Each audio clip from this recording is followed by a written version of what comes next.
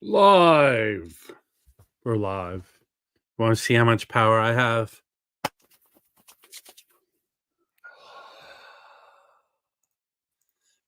Oh, I don't know. That was good power. morning. Good morning. Listen, the thumbnails are not designed for you to question why. They're for you to just take in, breathe in, let your eyes take pleasure in the picture you're looking at. That's what you're supposed to do. In the 3 seconds it takes me to make them, that's what you're supposed. That's the result, I feel. So you are using the Elliott Cruz method? Yes. The Elliott Cruz method is to guilt the dirt off of your record. You must leave the crevices of the vinyl. That sounded more like Bill Cosby. Yes, it did. And I'll roofie you. Speaking of roofies. Morning, Steve. Hey, fellas. Hey. Morning. Good morning. Oh, I almost wore that same T-shirt today. Do you have one? Yeah. I have to find another vendor. I think this vendor's fucking up. This spring company. I'm thinking. How's that fourth wall? I'm not really making. I have a T-shirt I wanted to do for a while, and I think I'm going to move forward with it. It's not particularly a wax branded thing, but I found a record, and I vaguely remember that had a sticker on it, and this sticker was put on by a library, and I want to make a T-shirt of the sticker. So I think I'm going to try and do that. Okay, but the companies, I mean, Teespring. Yeah, look, I'll find one that they're a big company. I don't know what the fuck they're. Yeah, I'll find one that makes them on demand. You know why? I'm going to guess why, Mazzy. Okay? Tariffs and Trump. Right. All those T-shirts all the T-shirts that they use are not made in. Well, actually, I'll preface. There are all kinds of like that. No, was every T-shirt. Remember the brand. Remember the brand American Apparel that kind of went down because the head of the company was doing Bill Cosby things. Yes. That's an LA company. But that was made here in the US. I think there's that brand of that style of shirt is still sort of made here, but I could be wrong. But the good thing about these print on demand companies is you can choose from all wide selection of different. They're good because the first round I did with the illustrations that my son Joseph did, it was fun, but I printed like 100 shirts or 80, whatever it was, and you got to pick sizes, and it turns out that, I hate to say it, like 80% of the vinyl community member males are bigger than I thought. I should have known. For me, so you have to get like double X, triple X. My weight can fluctuate, but my T-shirt size is really based on how my shoulders. Do you wear a double X? I wear double X really based on how wide my shoulders. Yeah, see, I'm a wide person. I got a lot of larges and extra larges. I didn't get enough double and triple X's last time. And when you have to kind of follow along and do an inventory, it's not really worth it. So the on demand is the perfect thing. Plus, with spring, you know, in the UK, that division they're printed in UK or they're printed here. So Europe doesn't have to do all this international shipping bullshit. Well, maybe without, I'm not here to be political, but maybe with incidences that happened yesterday. Right. We'll see. I don't think that was the problem. I think they were overwhelmed. I think they were having problems delivering last year. I remember last year. No, this has been going on a little bit because before I went to England last August, and this is in the old administration, I think I ordered 10 I wanted to bring with me. And literally, I think I got 2, like one size I got, then the other ones came after my left, so I didn't get to bring them with me, in my trip. They were like, it took like 6 weeks or something. Okay. Anyway. Well, that's interesting because that's basically the who used to Plastic Soundwave Cult used to go to garment trade shows. Americana booth girls had only t-shirts and bikini bottoms. Yeah, well, I mean, go to remember That's the old day of car shows. I mean, yeah, that's common, but that's Rob at a high-end audio show, though. right? I mean, that wasn't just apparel shows. I mean, when I used to, there was about a 5-year period I worked in the convention services for McCune Audio Visual and Moscone Center Civic, and we would do the audio, video projection, satellite downlinks for these big conventions. And I did all kinds of conventions, medical conventions and architects and the Macworld when they used to have Macworld, all that stuff. And you should see, the women at the booths. I mean, that was half the booths. Well, Booth babes, exactly, Dan. Yeah. Okay, I used to go to the adult internet conventions. We did the one in Vegas. Remember the big one? The best was Miami Beach. That one was nasty. That one was nasty. And then New Orleans was wait. You're talking about the porn convention, right? All right, calm down. Not all conventions are the same. Well, what's the big? Okay, used to be. I don't know if they still have it. I used to do my company. Every year we did the big convention at Moscone. It's the one that, what is it called? It's for TV shows and syndication and selling shows. It was a big show, but then they had a separate area like behind a wall for the porno channels. Yeah, it wasn't mixed in, but it was at the same major. But where show. did you hang out the most of the time? Oh, I was working. My mom was an OR nurse, and every year the drug companies would pay for even the nurses to go to places. Right. So she would go to the nursing convention every year, and there were, like they said, only 4 cities. The nurse convention was probably the biggest convention out of all of them. There were only 4 cities that could hold the nurses. I believe it was Chicago, Atlanta, San Diego, and maybe it was LA, but I forget the 4th city. But there are only 4 cities they could go to. But I used to go to Show West, which is the movie theater owner convention, which is now called CinemaCon. I used to go there every year because we would do screenings, and they would like to supplement the audience with the regular people. We would fill it and run the event. And one time I remember doing it for that Al Gore movie. Remember the documentary he made? Yeah. Oh yeah. Hey, and as you went into the theater, there was a big buffet set up, and I remember had to clear and deal with the Secret Service to get Al Gore into the screening. And Al Gore walks in. Everyone goes, "It's Al Gore. It's Al Gore." He's a big guy, right? And he walks in, and then he sees the buffet, and he turns and looks and goes, like, maybe I get some of this food. I want to respond on your behalf. Dan B, YouTube runs ads whether you monetize or not. So it's not Rob's putting ads in. So when you do live streams, they do pop up. And Fluffy, I don't do those shut the fuck up shirts anymore. I just wanted to answer 2 people. Listen. Normally I monetize the stream after the effect, but I just want to. It's monetized now, so when you enter the stream, you have to watch a commercial. I'm sorry. Yeah, it happens. But I'm not. I don't even think I have a dono icon. I'm not trying to grift everyone into giving. People can get an ad blocker. People can get an ad blocker, or they can pay for YouTube Premium. Yeah, but you can get free ad blockers. I don't know. Yeah, Al Gore actually, Leland.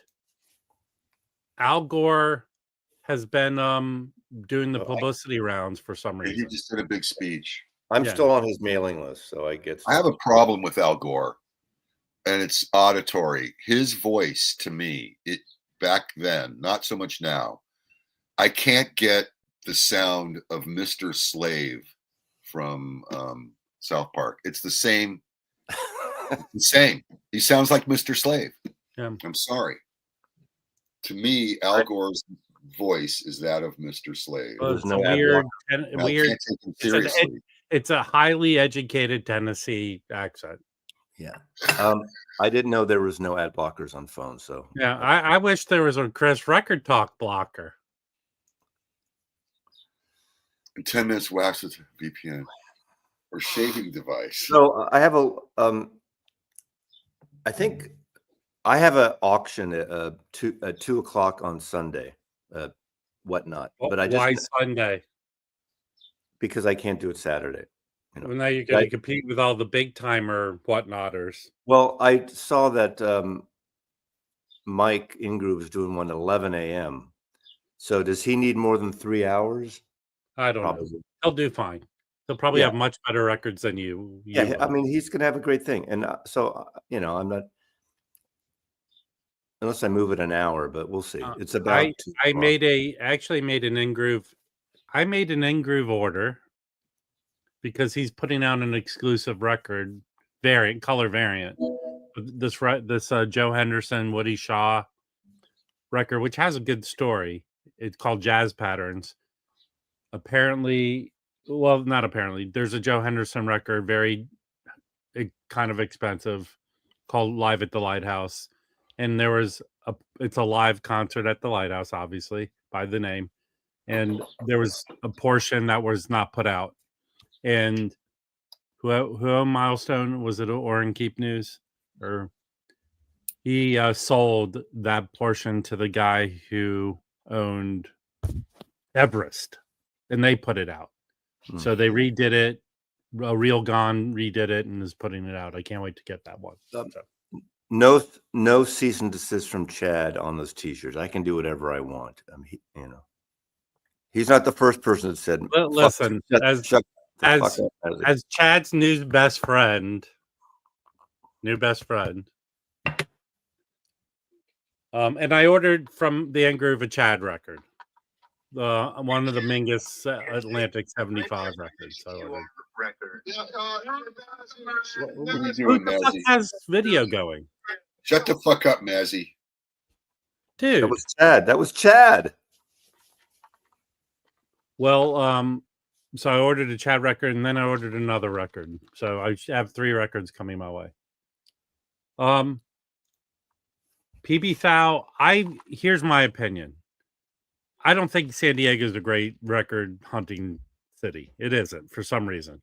But what is that one store called Arts? Something Arts is an okay digging store. Folk Arts is an okay digging store, but the best store, what's the hi-fi store, Jim?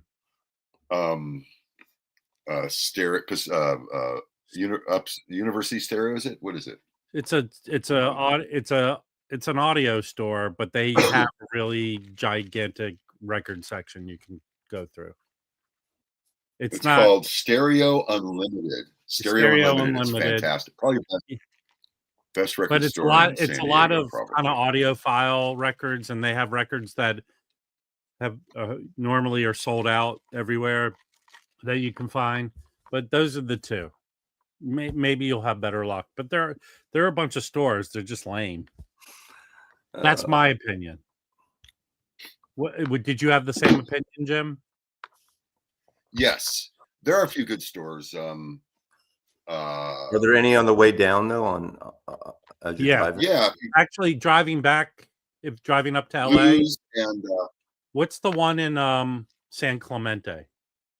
There's 2 of them. It's the Nixon Ranch or the Reagan. No, that's in. Nixon was in Loma Linda. Nixon, Santa Barbara. That's not that way. Well, You got Lou's is good.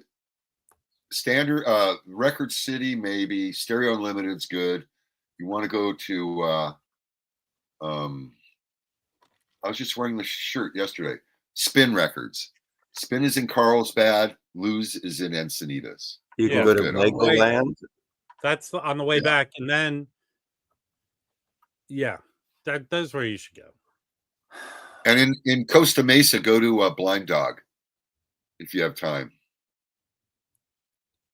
But that's in the LA area, so now you're It's Orange County. Orange County. Leland, Nick's an okay guy. The store is What not about so. does the happiest place on earth sell records? No. No, They have but, they have the record show. The OC record show is not far They have from there. I'm sure Disneyland records. No. Leland, Nick's an okay guy. The store's not so good. In fact, there's a friend who's opening up a record store not near there. Flowering Spikes. It's going to open June 1st. Then Thousand Oaks is going to have way too many record stores when that happens. that's funny. Yeah, they went from 1 to 3. 3. Oh yeah, the record room is moving to Carlsbad. Where are they moving from? Wait, Shit. Arizona, Phoenix, right? Phoenix, yeah, Phoenix, yeah. Phoenix. I heard about that. What I was about to say, something genius. A lot of shit's happening in Carlsbad. Oh wait, what's the record store? This is the lamest record store ever. It is in Carlsbad, or it is not far from there, where they put all the records out, just the covers, and they keep all the vinyl behind the thing. Oh shit! That is the stupidest record store ever. Yeah. Which one is that? I forget. It's in San Diego. I don't. That's how bad the record stores in San Diego are. This one store puts all the covers out on the floor, keeps all the vinyl behind the counter. Well, that's how it used to be in Europe. That's how back in the 70s in Europe. Well, they have a lot of destroyed covers. Well, Rob and I went down there last year. We made a list. I made a list of record stores from the internets, and I would say 25% of the record stores were guys selling records out of their house. I mean, it was literally ding dong. Can you come back in an hour? No, that was the second favorite one. Yeah. We go to the record store. It's a real record store. We try to get in. There's an intercom. Jim pushes it, and the guy goes, "I'm at lunch. Come back in an hour." So did you get the press release? You probably heard. I think Mike Ingram mentioned this from Kraft coming out. Oh yeah, I can't believe everything they're doing. Yeah, but what is that? Don't we get all those songs in another way? Yeah. Well, they've been doing this. Well, sure. How many? Listen, here's the only Miles box that needs to be released. This is a public service announcement, and Kraft has no control over this. Sony or music on vinyl. This isn't the Sony material, though. Let me finish talking, and then you can bash what I'm saying. I'm not bashing it, just correcting you. Sony or music on vinyl, who actually in the last year has done 4, I think, Miles boxes of live stuff. Right. You need to put out the plug nickel box. Like Mosaic has one that was 11. I agree. I agree in that. Sony, because I have influence, you need to put out the plug nickel box. Or just if you are too lazy, which apparently Sony is the laziest of the labels. They don't do jack shit. No. So music on vinyl. They just laid a bunch of people off too. Right. Music on vinyl. Who you have your own pressing facility. Put out that plug nickel box. Yeah. I'll buy one. At least you'll have one sale. Me. All right, now you can bash. Well, the difference with this, I mean, not that everyone's going to want it, but I mean, they did the 1954 last year. They're doing the 55 this year. This is the stuff he did. Prestige, I guess. Rudy Van Gelder did this stuff. This is not the Columbia stuff. So this is stuff with Coltrane and Red Garland, and I forgot who else. Yeah, so it's all material that's out in some form. Some of it, some of it is, but it's been collected together for that year. I mean, hey, this is what the record business is about: is to repackage. Listen, that's what it's about these days. These are the Prestige recordings. Okay, hold on, Big Ian. I can't. You only bought one record at the auction. I can't squeeze a nickel out of you. So watch the commercials and earn. I don't know on vinyl. I think on CD, but in modern times, if all the Prestige stuff from Miles has been collected on vinyl for years, so It's for Miles Completist. Well, I'm just saying here's what I hate. Anyone who says a record release is a cash grab is a moron. I agree. They are companies that own material and they're putting it out for you to either buy or not buy. So anyone who says cash grab, you're an idiot. And is their business for the artist and the estate or the estate to sell product for the artist and the estate as well as themselves to keep in business. But here's a craft bashing. Over my short run as a vinyl collector, Kraft has put out more than enough Miles boxes. Sure. They've put out a lot.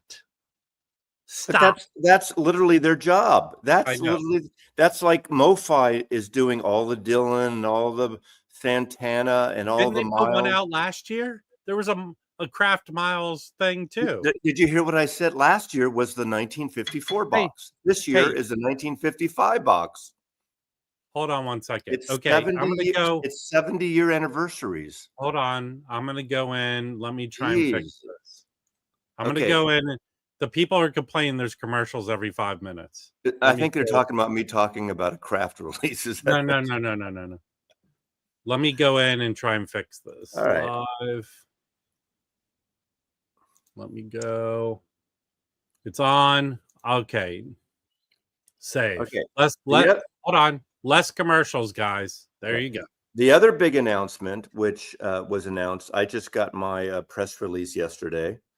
If anyone's interested, some people maybe. Last year, Rhino, and I didn't get a promo but I did promote it. The Rhino, the first Talking Head 77. The second Talking Heads, there's a massive various reissues of the record, of a box set of CDs, of surround, all the stuff, various formats like last time right here. So there is more songs about building and food.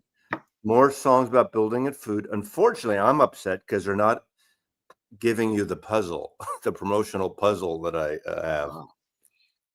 All right. Listen, guys, I set the commercials every 30 minutes. How's that? Now go back to complaining about life in the chat. I'm not getting enough. I don't get one commercial. What is the problem? Why? That's because we're on here live. Well, okay. Here's what I was doing before. I wasn't monetizing the stream until after the stream.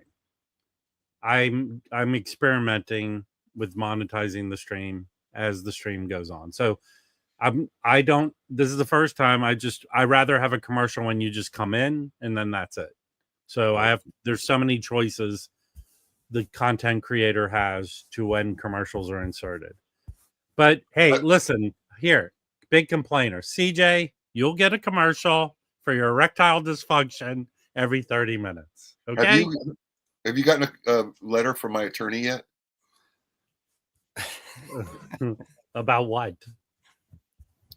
Should we tell him, Mazzy? About what? About this lawsuit? Our cut. Where's Harry? Oh, your cut of nothing? No, I don't take a cut here. Like, it's funny. It's kind of like. Wait. Hold on, Jim. I beat the shit out of you. Hold on, Jim. I beat you for lunch every time. Hold on. Stop crying like a baby. I get lunch. No, I get lunch. Stop crying like a baby because the guy below us is the king of monetization. Yeah, he has 40,000 subscribers. Yeah. And I have an announcement. I don't have a date yet, but I'm going to be doing. Some of you may know a guy named. I know him as Leo, but his professional name is Lao Leaport. And yeah, I was his best man at his first wedding. We met in the late '80s in acting school. When did David was the last time you communicated with him? Yes, 2 days ago. But I'm going to be doing a vinyl episode, a conversation. I don't know. I don't have a date yet, but on his one on Twit TV. So, some of their stuff is behind a paywall. They do stream YouTube also. So I don't know the capacity, the length. I'm a big fan of Leo Laporte for Smartest guy, historically. smart as hell. I'd like to meet that dude. Well, he's in Petaluma, so you Yeah. know. But he still have he's like in downtown Petaluma. He has a Well, building. that's what I heard, and I was told. I guess what's the classical guy who shows up on Rachel's stream in here? Audiophile. Yeah, The Anthony. guy in Canada. He said, like everyone else, they downsized, so he has a thing in his kind of like Mark Maron has. So I think he's got a garage or a thing in his house now. They were larger in a building in Petaluma, but I don't know all that stuff. Well, wait. So is he on his third marriage? I'm not going to get into that stuff, but he's not into the marriage where I was his best man. He has married since in fact, he has 2 kids. His son is a chef who's got like 2 million Instagram followers. Just opened up some kind of sandwich shop or restaurant in New York. I forgot his name. But Leo's one of the smartest guys. We talked about more miles. Anyway, I don't know when it's going to happen. I'll let you guys know, and I don't know how it's going to be. If it's. I mean, he's all digital and stuff. He doesn't collect records, right? I doubt it. We'll talk about that though. And I'm not just gonna. I'm going to talk about how streaming is free, basically, where people get pissed off when I say that. For $180, you get millions of songs a year. That's free as far as I'm concerned. Well, I mean, like for me, I have Apple. You get the TV and the streaming That's together. what I have that, and it's great in the car. You're right. It's great in the car. Well, I mean, I spend a good amount of my time in my car. That's how I listen to a lot of music. Yeah, Holger, I do. I do release a lot of videos because I enjoy it, and I don't expect everyone to watch all of them. They're kind of segmented. I don't watch any of them. I know you don't. I'm going to give you guys a good reason not to watch Mazzy's videos. Here's the big reason. Mazzy's in them. Yes, exactly. But hey, it works apparently. So, well, I teach a class. Are you going to do a Marshall McLuhan thing from Annie Hall? I teach 4 different kinds of classes, but one, I use my YouTube experience to teach the class. I know, and I'm not an expert. This class covers a bunch of other stuff, but I just tell them the benefit from my experience. Just didn't I do your class once? Wasn't I guesting your class? Yeah, you did you spoke in one of my classes. Yeah, and I taught for 8 years. Right. Also, but the students are so disinterested. It's just not even funny. I visited your classroom one time. Hey, Greg, I just really bad. Greg, I saw your email. I'll respond later today or later. Well, wait. Okay. As long as you could do some private business. Yeah, I'm not going to do it here, but I just noticed it came in. I have a confession to make. I just purchased a streamer. What kind? An $89 Weem streamer. Now, if they take it away, would it be a Weem away, a Weem away? A Weem away, a Weem away, a Weem away. That's why Leo Laporte should have me in on that. Hold on. That's a dad joke. Was Leo a comedian at one point in his time? Well, okay. Because when they started, MSNBC started, it was more like tech TV. Yes. And he played a kind of emoji or an avatar character. Okay. Well, no. Well, yes and no. Okay. They had a setup that he wore. Yeah. Around 19 mimicked him, and he voiced the character on the channel. Around he did a lot of things. 1988, I met him. There was an acting school. I think it's still around, but the main woman died. Jean Shelton Acting School, and I studied for 3 years there. Did some plays and things, and Leo and I were in one of the same. His actual name is Lao Leaport. I know it's Leo, but Lao Leaport. We did a scene together. It was either American Buffalo or Glengarry Glen Ross or David Mamet. I can't remember. And we became friends and we started hanging out. And he worked at KNBR then. He had a show on KNBR, which is the station that broadcasts the San Francisco Giants. And so I went with him to the World Series at Candlestick during the big earthquake that happened. The Oakland. So we were at the game when the earthquake happened. And then this sounds so gay, not there's anything wrong with it. In January of 1990, anyway, he met a friend of mine just accidentally and ended up dating and marrying her. But he went on a cruise in January, a Caribbean cruise, with about 8 of the San Francisco Giants and fans, the Caribbean cruise, where you go with some of the baseball players after the season. Did they all do steroids? I was his one. Bobby Bonds wasn't there, but it was at Barry Bonds, but it was that time. I was his plus one because his girlfriend, so I got a free cruise hanging out with the Giants.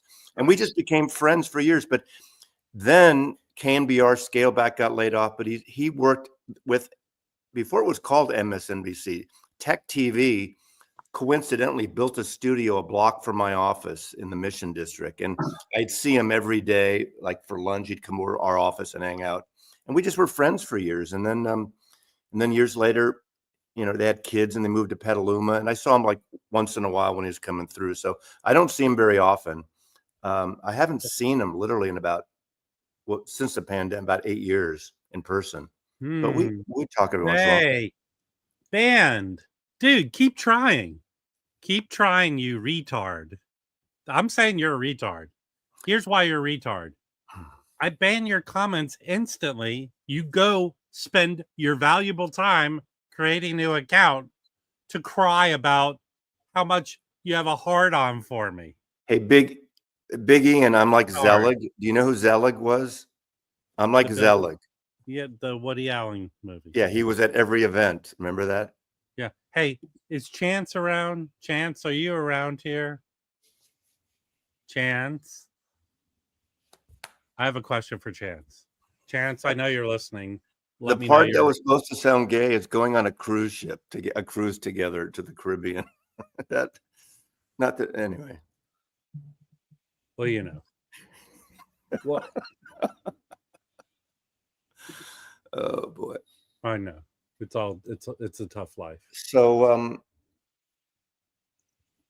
there's 2 Bill Evans crafts coming up tomorrow. Yeah, I'm gonna sell my box if they're gonna keep putting out the OJ. It looks like they've done 6 or 8 so far or something like that. Yeah. Also tomorrow morning they're announcing the Rhino hi-fis. What are they? Here, give us an exclusive. What are they? I can't say. I told you the hint I gave last time. One of them is from the 90s. One of them is from the 80s. That's all I can say.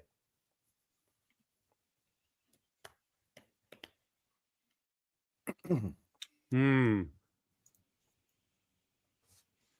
you think these constant troll guys have a hard on for me? Like they think I'm sexy and they pleasure themselves to me? Or the troll guys, or they want to be me. They set their sights to the extreme lower middle of success, and they want to be me. Leland, are they good? That's subjective. I think, okay, for me, for my taste, and I haven't heard them. They didn't send them to me. I don't have them. I own one of the titles. The other title I know extremely well, but I never owned it on vinyl. I just got this in a text from Azzy. I'm going to announce the titles right now. The titles are John Denver. There's a John Denver record. He was an RCA. Okay. Sorry. The joke didn't work because Mazzy ruined it. Thanks. Exactly. One of the titles I really like, and I'll say this, in the Hoffman forums, I've been following that thread because I can't post on it. Nobody has mentioned either artist in the Hoffman. So any Hoffman people here, nobody has mentioned either artist. So Mazzy, I set Mazzy up on the best gravy train ever. Omnivore sends him records. But I'm picking up one of Omnivore's biggest releases of the year that Mazzy has refused to take. Which one is it? Okay, hold on. Yes. Which one is that?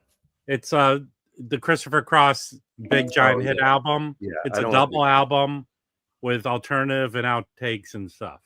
Yeah. So on Tuesday, I will show that record. I'm getting it from my friend Brad. I think it would be disingenuous for me to promote a Christopher But Cross record for someone I don't care for. It's a good album. So okay. Concert Buddy.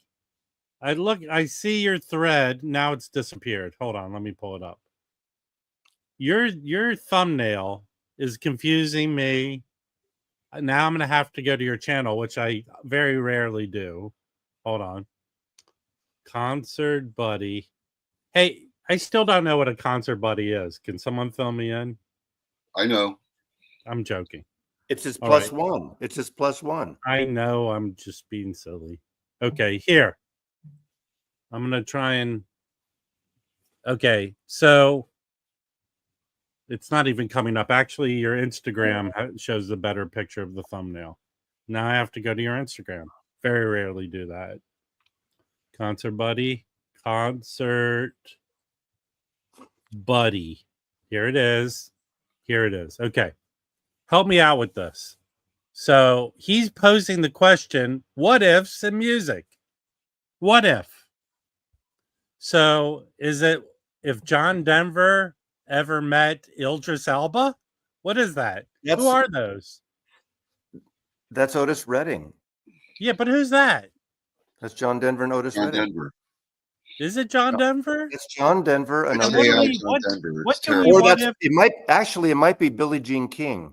Yeah. What do we have to what if about John Denver? It looks like Billie Jean King, actually. Did he Yeah, Rocky it's Mountain so good. High? What do we need to Sitting what in if the about it? morning. Is that John Denver? And Why is he A? hold on. Wait a minute. Is I that have more questions. you, Rob? Are they at Red Rocks? No, that's Where are is that they? you? No, that With no, hair? you're not even mistaken. That guy has hair. I'm saying, didn't you have hair once? Not like no. that. No. That's You know what? Hold on. Okay, I'm gonna use my wits. That's cousin Oliver from the Brady Bunch grown up, I guess. And that I don't even know who that is. It's Otis Redding. Is it though? Well, Is it? it's the closest you can get for making an AI Otis Redding without, I mean, what did you say? Hey, I. What if John Denver and Otis Redding duetted? I thought you couldn't do famous people AI like things, isn't that? You can now. You can. You can now. If they're public figures, yes. But you Oh. can't. You can't say, "Can you AI? Can you show John Denver kissing Otis Redding on the lips?" I don't think you could do that. Got it. What were you on? What kind of there you go. listen, Oh, Concert Dave Buddy, Wilson. what Shit. kind of altered state were you in when you said, I need to see John Denver and Otis Redding together? Yeah, I don't think that's going to get you a lot of views, Chance, or a lot of people coming to showing up to that one. That Just seems the like fact that it's Concert Buddy will bring hold him on. in. And AI, let me help you out here because I'm fairly successful on the internets. An AI image of John Denver and Otis Redding is not as good as being on the Lao Leaport stream, like Mazzy will be. Yeah. This is excellent. Hold on a second. Who's Mazzy talking to? I'm talking. Someone's at the door, I think. I know. I'm talking to you. What are they selling? This is an upcoming reserve. This is not out yet. I can show this because it's been announced. But this is an excellent record. And if you have a copy, great. This is the mono version that Rhino Reserve is putting out. Otis Blue sings Soul. This is from 1965. Great record. Listen, Kimbo. You have to watch those erectile dysfunction commercials. You have to. It's the rules. The original version of Respect is on here. So that hasn't come out yet. No, it comes out in 3 weeks, 2 weeks, 3 weeks, something like that. Okay. There's 3 records coming out: The Meters, Baby Huey, and Otis in 3 weeks. I have the Baby Huey that Run Out Groove did. Yeah, that's a good one. I have that too. Yeah. I haven't compared them yet. Listen, I set up the ads for every 30 minutes, guys. Hey, you should only be seeing an ad when you come in. That is Rob, your pay. That is your entry fee. Rob Walker, as you know, I can't respond to your comments. For some reason, you and I are not compatible in the commenting. I appreciate your comment on that 80s video, but I don't understand if you mentioned 2 years ago or last year that you were going to do an 80s video, you still can do your 1980 video. I mean, I didn't invent that. I don't remember you telling me that, but I bet you did. But people do this shit all the time. And I don't do a lot of rankings, as you know. I haven't done one in a couple of years. Hey, there's so many different things I say between the time you object to what I say and then you type this. What did I say that was false? Hold on. You've seen 3 commercials so far. How many of them were for erectile dysfunction? I hope none of them were for the Dr. Robert Kaplan penis enlargement thing. I have nothing to do with that. I'm not related. All right. I was the before picture, but other than that, how about what do they call the thing at the end of the year where everyone does a video about vinyl? What do we call that? The tag, the vinyl tag. The vinyl tag. I changed the commercial setting again. I'm sorry that you guys are seeing so many erectile dysfunction videos, and I'm going to keep saying that. I think it's funny. All right, I guess it's set in motion now. So after now you make me feel good because this video will make me $700. Will it really? I think also tomorrow, just in terms of new releases, tomorrow is the big Grateful Dead box. I didn't order it; it's sold out. You know who I reached out to who didn't get? How much was the price on that thing, Mazzy? Do you know off the top of your head? The CD box, 60 CD box. Yeah, I think it was like $600. I didn't order it. I obviously. So the person I thought who would get that didn't get it.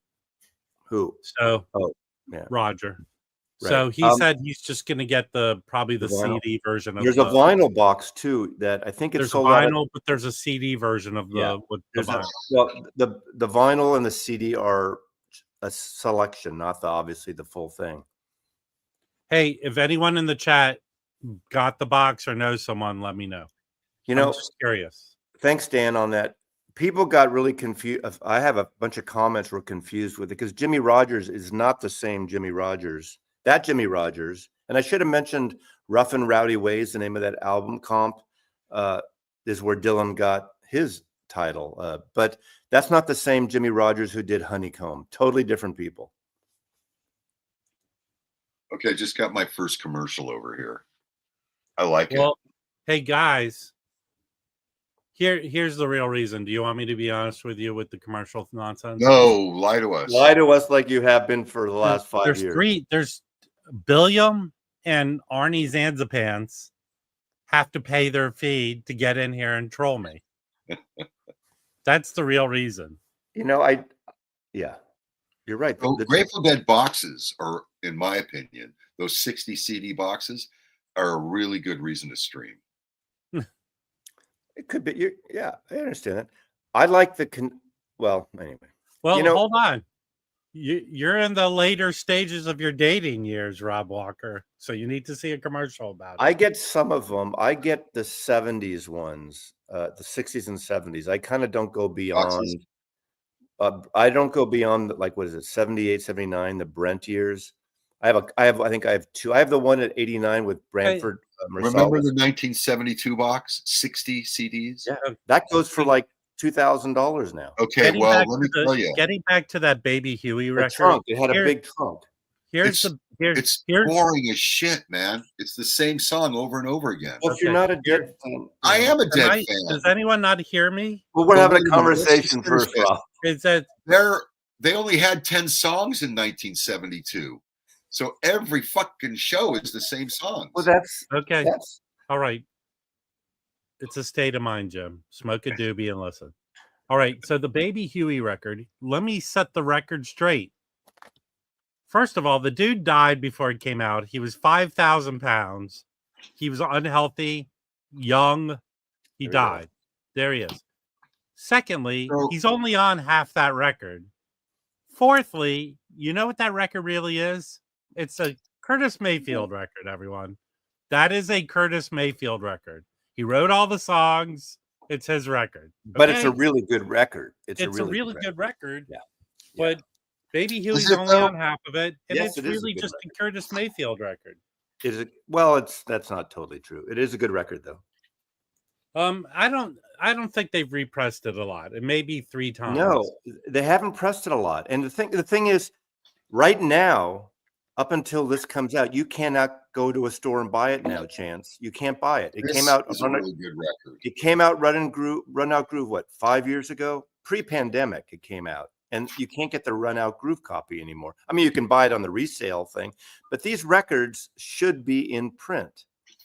Oh, I don't agree with that. I think it's the whole album. It's really a good record, but it's a Curtis Mayfield record. Yeah, Okay. that's well, nothing wrong with having a Curtis Mayfield record. No, I mean, no.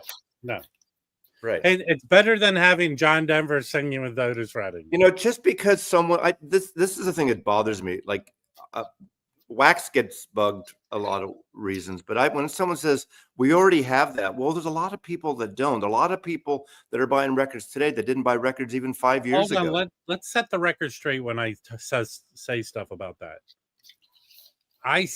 The reason I say it is because it's not hard to find those records. That's why I say it. But the record companies should keep. They're milking it. You know, I mean, it's a cash grab, Mazzy. Do people forget a time? Maybe I know I'm older, but in the 60s, 70s, 80s, unless a record totally bombed, every record would stay in print. So, based on the theory that they've already done that, then once a record get put out and it sells after a year or 2 or 3, it should never be pressed again. Records that are good. Okay, there was an announcement. Yeah, there was an announcement yesterday. The Jazz Dispensary new reissues coming out. It's a Cal Jader record from the 70s. Yeah, I got that press release. Yeah, too. and that it says that record's never been reissued. That I don't know. Makes sense to me. It's sort of a fusion, smooth Cal Jader. There was another one too that I saw. Let's see. I wasn't fat shaming. The dude was unhealthy, gigantic, and I think he was. I don't even know if he was 30 years old and he died. There we go. Look at him. I mean, so no fat shaming here. Unhealthy lifestyle shaming, yes. Or it could be glandular. I don't know. I just know he died way too young, and he died before the album was finished. That's why he's only on half of it. Yeah. I'm against. You could be as big as you want to be. If you can make it work for you, more power to you. Unhealthy lifestyle, I will bash all the time. Hey, did you see another boner ad there, Kimbo? Where's Kimbo?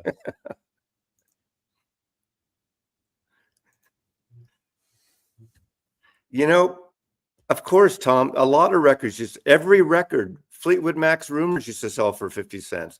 There was a period of time, or $1. There was a period of time. Okay, Tom. One thing I pride myself in is I feel I'm an old guy. I've earned my right to say I'm an old guy.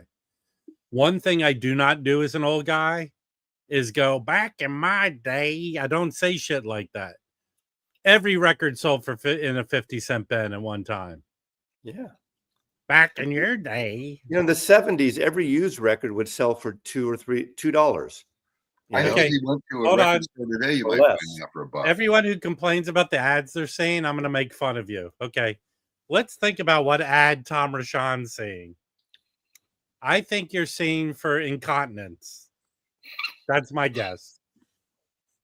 Thank you. What ad do you think?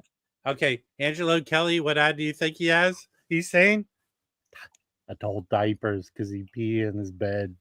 You know, Angelo, you complain, but you still come back here. We love you. And thank you for the kind congratulations the other day. I saw that comment.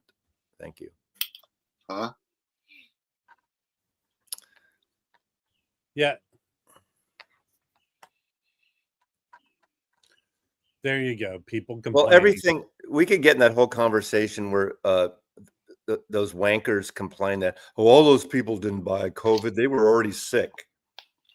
Okay, so baby Huey died of a drug-related heart attack. So while his weight might have been an issue, it didn't kill him. Well, let me tell you something. It probably did. how old was he? He was not old. He wasn't that old. Was he in his 20s? I don't think he was. Was he 30 yet. 27? Maybe. He was Maybe 27. he was part of the 27 He was a crew. member of the 27 group. Hold on. Okay. Another complaint here. Let me read it. Hey, Shane, I haven't power, Tom. Shane, I haven't compared it yet. And the thing is, I don't think I have a mono copy before. So it'll be like it'll be apples to oranges. It'll be a mono versus a stereo, you know. Baby Huey died in the early 70s. Hey, I got some records. I'm going to show them, and probably no one gives a shit. So I'm going to show them anyway. I found this. I'm not a big Donald Byrd guy. This is very good. Blackjack. It's a Liberty pressing. Found it for a good price. This is not the cheapest of records. Probably $50 maybe. But the reason I'm happy I found it is because that annoying Tone Poet Society now announced this as, I think, their third exclusive title. So far, I have every title they announced, not the Tone Poet. I found another version of it. Happy to have found that. Here's an interesting thing that Mazzy might find vaguely interesting. Arthur Doyle. Do you know who Arthur Doyle was, Mazzy? God, I know that. I would say no, but I know the name. I can't remember. Well, he was part of like a free jazzy saxophone player. Yeah, but here's this is an interesting because this is the second album I got on the Ecstatical Peace label. Do you know whose label that is, Mazzy? You would know the artist whose label this is. What label is it? I can't see. Ecstatic Peace. Oh, Force Exposure. Well, the Force Exposure to distributor, but I don't. Yeah, but this label. Whose label is this? I don't know. You know, Tom All Rashawn. you geniuses out there. Tom Rashawn might know. No, it's right there. That's whose label it is. I can't see. Oh, Thurston Moore. Okay, from Sound. So he put out a few jazz things on this, but this is the second one-sided jazz title where it's Arthur Doyle playing saxophone on two songs on one side. I found a Frank Lowe. These from Thurston Moore's label. So interesting. It's an interesting label. I think it's still around. What he puts out on it is kind of avant-garde-ish, but there's a few jazz titles he put out. There's other stuff too. Interesting. So I found that. What else did I find? This is really good. This is Lee Konitz record from the early 80s. Dovetail. This is very good. And then I found an OG Timeless, which is a label from the Netherlands, sort of the Netherlands version of like Steeplechase. This is Kurt Leisley with Chet Baker. This is pretty good. Everything Happens to Me. What else did I find? Oh, this came out for Record Store Day in 2017. And I have another reissue of it, this Moondog, which is he's like avant-garde modern classical, right? There you go. Is that an original? No. Jesus, I talk and no one listens. I know you said you had a reissue. I don't know if the original was gatefold like this. I assume it is. Well, that's a Unipack. The black vinyl version they put out of this is not gatefold, but the cool thing is this came out as on white vinyl for Record Store Day. Well, it's on the Columbia Masterworks label, so it's sort of a neoclassical. Well, it came out in the early 70s. I think he put out 2 records on Columbia. Yeah, when you see the gray label, that's either a soundtrack or a classical record or related. So if you don't have that Moondog, get it. It's good. Okay. Maybe. I have I've no seen- Toto. Fluffy, I have no Toto, except for Toto backing Boz Skaggs on Silk Degrees before they were Toto. Yes, Moondog's awesome. I also have. He had a few records that came out on Prestige. Was he in? Was he in Lord of the Rings? That guy? No, but he was a musician who got injured. I think someone correct me if I'm wrong, but acid blinded him, like some sort of industrial accident blinded him. So he was famous for playing on the street in New York City. Then I think he went to Europe. Record Safari had the second album on Columbia one Saturday, and I streamed it, and it's not so good. There's weird singing on it. Hey, Ricks, I would totally admit if I had Toto. I'm not ashamed of certain. I have some records that probably people think are wanker records. I don't have Toto. I don't have Loverboy. I don't have Journey. I actually have a Journey's Greatest Hits CD. If you're gonna get one Journey record, get Captured, that live album. That's I have really the CD. I have this collection. There's rumors that Steve Perry and them are gonna get back together, so I don't know. Oh, lucky. You know, they used to have this big office building a block from Tower Records, Columbus and Bay. You'd walk up Columbus and you'd see in the lobby, this big Toto mural there for years. No, I'm sorry, Toto? Journey. I'm sorry, Journey. The Bay Area. Because Toto was really all studio. The Procaro brothers, and they were all studio musicians. Yeah, exactly. And they became massive by cultural appropriation. Isn't there a big song? Okay, Africa, hold on. Paul's coming here, but understand he thinks everything gets back through Joan Armid trading. So let's see what Paul says about him. See, he was 16. He found something in the field, realized it was a dynamite cap. While handling it, exploded in his face. He was blinded. That's how Moondog became Moondog. Okay. I thought it was acid. Well, that's Marcus. That's interesting because I am not a Dan Fogelberg fan, and I have to carefully pull out. I shouldn't use that term around here. Not be included in the Impex conversation because they're putting that out. Hold on. Did you get the Fogelberg reissue from Omnivore? They have one. I have it. Impex has the big one coming out like now. Or I mean, Dan Fogelberg's okay. I'm not a fan. I mean, but his music is so. It feels like he's struggling to convey what he's feeling through his music. I had to respectfully pull out of that conversation because I don't want to be disingenuous and talk about just a good sounding record, and I'm not into the music. So, I mean, but I know a lot of people. I have friends that love Dan. Well, that's another. Not bashing this release, but that's another record that's not hard to find in good condition. But you could. Yeah, I don't. He was he was very popular. That's the wrong way of looking at it, and I think that's gonna. Okay. Why is that a wrong way of looking at it? Because there are a lot of people that don't want to buy used records or that want just a nice clean record, not go through 10 copies to find a clean record. Yes, you can get a Dan Fogelberg record for $5 or $10 or less. In good condition. Yeah, I'm sure you can. But there's people that quote, these audiophile. Well, hopefully there's 3,000 because that's how many they're printing. Well, I don't know. Like the Donovan was a good example. I thought that's an excellent. All right. Listen, there was a period. His records are cheap too. There was a period of Dan Fogelberg in the 80s where his songs actually sounded modern for the time. But a lot of his stuff. Do you know his jazz record?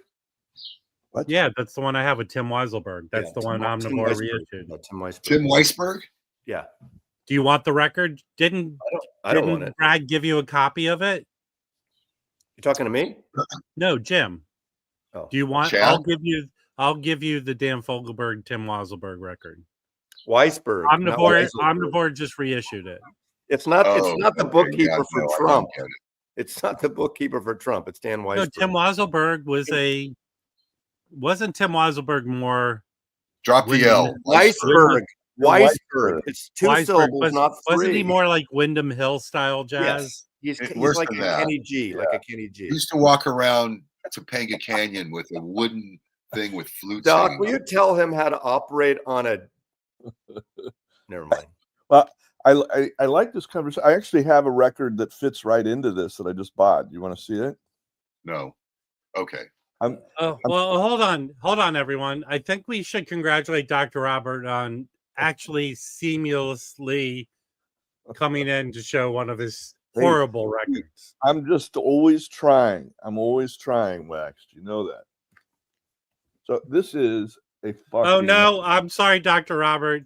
We have one rule around here. No, Barry Manilow. No Barry Manilow. Okay. I gotta tell you, this Hey, was. and you know what, Dr. Robert? That does not fit into the conversation. Why are you making him big then, Rob? That It is totally, a cry for help, Doc. I got to tell you, it totally does. Hold on. Jim has a service where he rehabilitates people from their Barry Manilow. I got to tell you. So this record, it caught my eye. I mean, he's playing with. What did it catch your It's eye? gonna catch your eye, Hey, Doc. hold on. That's a cry for help. Hold on. If you're Hold on, I gotta go. Dr. Robert, did it catch iPad? your eye? Did it catch your eye at the Copa? I'm telling you, The so Copacabana? this is at the Paradise Cafe. It's similar to the Copa, but he's playing with Jerry Mulligan, with Shelly Manne on drums. He does a duet with Sarah Vaughan and one with Mel Torme, and he wrote all of the songs on What this year record. is that from? The thing about it is, though, Doc, you have to understand. 1984. You can see on my. No matter how good it is, Yeah. it's Barry Manilow. Well, So I now never think of thought. this. No matter how wonderful the material may be, it's still a short sleeve suit. Hey, I never thought that I would ever buy a Barry Manilow record. First of all, and then that's how it starts. That's Well- how it starts when someone utters that The phrase. slippery slope. I never thought I would then love that record. I love this record. It is amazing. Hey, Dr. Robert, can I just say? Can I say Tell something? Chad to do a Hey. one step of it. Hey, Let's make sure that we keep this video so Doc could look back at this. Dr. Robert, can I say one thing to you? I'm sure. Dr. Robert, you know we can't smile without you. Yeah. Okay. Hey, what about this news? I have a question for the Peanut Gallery and you guys here. Now, there's a band that used to be really great, I think. And then to me, in the last 20 years, they've lost their way. I mean, they still have a big fan base. People still go see them live. But it was just announced yesterday or in the last couple of days that U2 is getting back in the studio to do a rock and roll record, go back to their rock and roll roots and not all this experimental whatever stuff they do or dancey or this or that electronic or anybody interested or think that could be because those first albums Well, Boy didn't they do a so in the midst of them doing the techno nonsense, Right. didn't they put out a straightforward rock record in the middle there somewhere? not exactly straightforward. They worked with Eno. They got well, here's the bigger. I thought the bigger news after years of not playing with Larry Mullen, he's back with playing with them. First of all, U2 is not terrible, but I think they lost their way. They're not. They're hold on. No, Anyone who's YouTube is not terrible. No, I don't care for their. I don't care for their techno stuff. Zootopia, but Zooropa is a great record. I still. love. I don't care. I don't care for that. I took my kids to see the television tour. I think YouTube is not a bad band. No, but Zooropa's great. Is that? Yeah, I think Zooropa's a great record. But Larry Mullen, when they did all the shows at the Sphere, Larry Mullen wasn't with them. I thought was he rehabilitating or something. Anyway, like yeah, doing a rock record. I mean, they still have to have good songs. It comes down to good songs. Octoon Baby. Bono just get premiere a movie at Cannes. Yeah, that's why this came up. I think right, and the movie got good reviews. Blah blah blah. Did it? Yeah, but they also came out together to announce this new thing. So yeah, they're doing a whole thing. You know, and I love that band. You know, I saw them at a club. I saw them a bunch of times I saw that outdoor show they did free in San Francisco where he spray painted the big fountain. I remember that. I used to say they were the Beatles of the 80s. They were the biggest. band. I mean, One of REM was the like 80s. REM was kind of neck and neck with them for a while, and then they, anyway, so yeah, and a lot of people don't care about U2. I get it, and it's kind of like I still think they're a better band than Coldplay. I'll give you that. Oh hell yeah! I'm not a Coldplay. I'm not. I played Coldplay, Pearl Jam, all those bands. They're not for me. Hey, you're going to offend Kimbo here and Chance if you talk about. Well, and Vance is here. I'm not. I swear to God, I've given them chances. Like Pearl Jam is not for me. I don't think Bono's a wanker. I mean, Why is he a wanker? I missed the wanker. Coldplay is not better than U2. Well, hold on. Hold on. You can't blame U2 for that album. Blame Apple. Apple paid U2 $100 million for that album. Okay. I think I think all these wankers, these people that had Apple products are fuck you. They got so like their buns in a. Yeah, that was a pretty stupid thing. But getting so upset that they get a free record. Why'd you get upset about it? Delete it. Why are you so upset they give you something free? They were one of the wait a second. They were one of the biggest bands, and so a company gives you a free album, so you're pissed off. It's filling up your inbox. Fucking delete it. God, people got so upset. Listen, Angelo Kelly, it's. I put both of them in the pile of bands that just are not for me. They're overhyped bands that don't work for me. And Vance, there is one Pearl Jam song. It's that remake. I think it's mainly Eddie Vedder. It's that remake song that he sang about from the 60s about the car crash. What song is that? I don't even remember the title. Whose song? What? There's a Pearl Jam song. It might be just an Eddie Vedder song. It's a remake of a song from the 60s where there's lovers and they were in a car crash or something. What's that song? Last Kiss. That song's okay. But Pearl Jam, every song sounds the same to me. Zeb? Every Pearl Jam song sounds the same. I'm sorry. Zeb is channeling what's the guy with the big beard and the glasses that smoked the bomb? Melody, all caps. Don't work. Hold on. Chance. I'm all for Chance bashing. You didn't deserve that, Chance. No one deserves that. No. Listen, they're not great. You know what? They're Kiss. This is the line. Sorry, Vance. It's another band you like. If you have Pearl Jam is Kiss. You think that's the only? Not even close. No, I'm sorry. Here. You know what, Chance? You deserve as much bashing as anyone else, especially for that horrible John Denver Otis Redding picture. Yeah, that's pretty bad. No one deserves to be compared to that dude. Now there is Kimbo. I'm sure Kimbo got it. I saw it. A great album just got reissued on a 2-record set of the Mad Season record. Was just issued last week. That's a really good record. Now that's a grunge record that I really do like. I'm not a Pearl Jam fan. I don't hate them, but I'm not a fan. So hold on. Sorry. Okay. Don't Pearl Jam dress up in costumes with paint makeup? Hold on. Here's the deal. I don't even know if this band's technically grunge, but from that scene, there's that band Brad, right? It was the singer. I think he passed away. He was in another band. Here's the reason I like them. One of the best movies that no one talks about, and Mazzy might agree with me, is the movie Beautiful Girls. That movie is awesome. Yeah, it is. And second to it being a great movie is it has a great soundtrack. The soundtrack to Beautiful Girls is awesome. There's a song from that band Brad on it that is one of the best songs I've ever heard in my life. And in fact, I'll go find it and put a link to it, and you can disagree with me or agree with me. Yeah, I don't know who put out the new one. Is it on Sony? Who put out the new Mad Season? And it's a 2-record set. It's not the 1 record like the music on vinyl. So I don't know who put it out, but of course, Easy Street had like 100 copies of it last week. But what was the other band he was in? Stone Goddard. He was in another band too. He was the lead singer.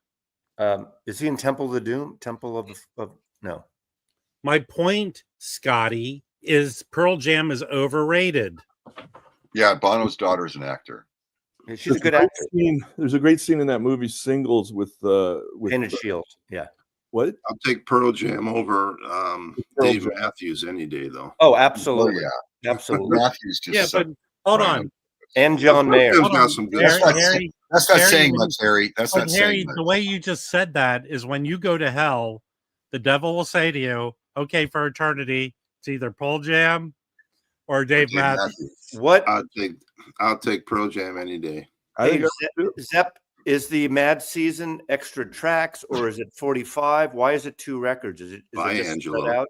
Is it spread out over 2 records for a reason? I'm curious. You know, Pearl Jam is a great live band. I like them live better than I haven't seen them in years. But yeah, My favorite. I have one song I like by Dave Matthews, and it's called Gravedigger. Other than that, I'm not. I think he's the blandest artist, maybe parallel with. No, he's not. He's not. He's totally bland. he's the Kenny G of rock. There you go. Look at that. I saw him once, really bad. My daughter took me up. I in, have San Francisco. chance. I've seen Pearl Jam twice. I like Pearl Jam as the concept more than I like the band. I like, I think grunge was, I didn't get into it in the moment that much. I can remember listening to some of it and hearing it on the radio. And Because you're old. well, I was old. I didn't buy. Oh, I hold on. I was too. Hold on, I'm wrong, guys. The Brad didn't do the other band that Stone Gossard was the lead singer of was Satchel. It's a Satchel song. Well, Painted, yeah. What do you mean old? Pearl Jam came out when we were under 30. Early That's 90s. that's not Not old. true. Well, Yeah, but What I year mean, Pearl that Jam? was- Is their first album 92, 93 or so? yeah. Well, I was already a father by the time I was listening to Pearl Jam. Well, So I mean- my priorities were elsewhere. That's what I'll say. So you're associating Pearl Jam with dirty diapers. Thanks a lot for agreeing with me, Dr. Robert. I like Pearl Jam. Now I like Green River. See, I like the You too. That's another one. I like the punkier. great version. great I like serial Green killer. River. I like what's the other one up here? That Reformed. Hey guys, so the link I just shared is from the other band called Satchel from the Beautiful Girls soundtrack. That a song called Suffering. Awesome ass song. Not Mother Love Bone. What's the other band? They put Mudhoney. Mudhoney. I love Mudhoney. I like the Riot Girl stuff. I like Slater Kinney a lot too. That stuff. I like that stuff. Olympia was a great Hey, center for Yeah. innovative Hold on. music. Still is. hold on. You know what you are, Vinyl Piper? You're the king of pigeonholing people. You act like people don't have a lifetime of experience listening to all different types of music. So go listen to your stupid ass psych records. Rob, are you excited about going to see the new Karate Kid movie tomorrow? No, it's getting bad review. It's getting bad reviews. Don't go No see it. kidding. Wax Wait till on, the I'm shocked. The one movie wax on, I wax saw off. I do want to see the Paul, whatever his name is, the friendship movie. I want to see that. The Paul Thomas Anderson? No. No, that Paul Thomas Anderson movie is not getting such great reviews either. You know The one who with, and I think Benicio del Toro is awesome. yeah. I don't like anything. That's not Wes Paul Anderson Thomas did. Anderson, the Benicio. That's Paul Thomas Anderson did their No, movie. it's Wes Anderson. Wes Anderson. That's I There's didn't like it. There's a new Paul Thomas Anderson movie coming out that's a dark comedy. Yeah. With Right. who's the star of it? Is it Brad Pitt? Maybe. I thought Atomic City was terrible. It looked great, but it was not a great movie. That's most of his movies. They look visually, they look great, but the other ones are story-wise, great. I mean, I don't like them. Island of Dogs is great. I and, think Wes Anderson. I think Wes Anderson takes himself way too. yeah, I serious. think now the Yeah. last few things aren't as good. Yeah, Nancy, you and I saw Licorice Pizza together. You remember that? we saw half of it together. Yeah. You do. Okay, never go to a movie with Doc when he Well, I tried. when he I buys tried to tickets and picks the time. oh, we have time for a drink. It doesn't start till 7:00, and we get there at 7, and it started at 6. Okay, I'm sorry. You're right, Nick You, Rideau. you see, Mazzy, what we got out of that is a good story. We got a good story, and we already know the movie. So Hey, We have I'll a tell lot of you, good I stories. tried. Here's the deal I give movies now. I tried to watch Licorice Pizza. I got through 15 minutes of it. Yeah, I didn't like it either. That's You know, I because you're did- the it TikTok didn't have anything generation. about vinyl. I thought it was going to have something about vinyl, but it had No. no. It's the vinyl, yeah. Yeah, I did see the Mission Impossible movie, and as long and intense and over the top. Later, stunts, Angelo. I enjoyed it. I had a good time with it. and Sorry I- if I ran you off. You know, I watched 2 movies that got bashed, and I didn't think they were that bad. I actually watched the Minecraft movie, and I'll give you a reason to watch the Minecraft movie. It's from the director of Napoleon Dynamite, and the whole movie has a lot of Napoleon Dynamite in it, like his style. In fact, Jason Momoa, I swear to God, is playing Rex Kung Fu from Napoleon Dynamite. That's all he is playing him through the whole movie. Well, I'm excited about next weekend, not this weekend, to see Ballerina in the Yeah. John Wick universe. Yeah, I don't know about Mm. that. Bet. I I'll wait love for the it to John Wick stream. movies. I think those were the best action movies of the last decade. And There's then the Minecraft movie was not horrible. It was very Yeah, but they watchable. killed his dog. And That's the whole That concept. was a long And- time ago. and Again, the Oh, I hope The, I didn't give anything away. the Fountain of Youth movie that's getting bashed, not that horrible, but there's a character in the film that should be cut out of the movie. It's the son of Natalie Portman. That character's stupid. Dan It's B. not, Yeah, and the actor, the kid they got, is not watchable. hey, Dan B. A franchise like Mission Impossible makes sense because think of it. The TV show lasted 5, 6, 7 years. Bad episodes, but each week and each one is a story. Now they kind of continue a little bit. These last 2 are connected, obviously, but that's the whole idea. I dealt with Tom Cruise and more importantly Christopher Mercury a lot, You mean and they're Q? fine. They're good to McHugh? deal with. The guy who wrote and directed it. Yeah, McHugh. I give it to Tom. I tell you, I mean, I think he's crazy doing all these stunts himself, but he fucking does it. And apparently, I mean, the workaholic, and he's good to his crew and his cast. And to me, the Scientology shit doesn't come in the front for. He's not promoting it to everyone. That's his personal thing. Yeah, I don't care one way or the No, other. he's a Scientologist, Tom. I don't see him promoting it. Beck is a Scientologist, and he's not pushing it down my throat. first of all, it's not Tom. It's TC. Hold on, People Fluffy. that know call him TC. Okay, Fluffy. Here's my problem with film professors. They shovel the same movies down your throat. King Kong is an excellent movie. So is Casablanca. But there are a billion other movies that you can show to students that are not talked about. Did they show last year at Marienbad to you? No, but they're the same movie. It's a regurgitation. There are so many excellent movies. Even I'm more like a grade Z movie kind of guy, but there's so many. Like my favorite movie, which did Mazzy say someone said they tried to watch and they didn't like it. Rachel said it is The Stuntman with Peter O'Toole. That movie's fucking awesome. I'm going to respond to Scotty here. It says, "Try living where Scientology thrives." Yuck. I hate to say this, and I hate to talk about religion and cult and all that spirituality, but to me, at least Scientology so far is not trying to run our fucking country on one religion. But you don't know that. You don't know that. They're very. You don't know that, but you know what I'm talking about. Well, what hold religion? on, Mazzy. What Actually, religion is Mazzy, trying I to have push a their good- morals? I What have a good- religion is trying to push their morals on hold us on, Mazzy. in America? I have a good. Zoroastrianism, and I I've have had a good. What I have a good fight back for what you just said. Scientology thrives on getting famous people into know the that. religion. It's a little bit of a So Scientology it was a joke. It was created as a joke. It wasn't ever. I mean, well, I don't. Most Regardless, religions are. hold on.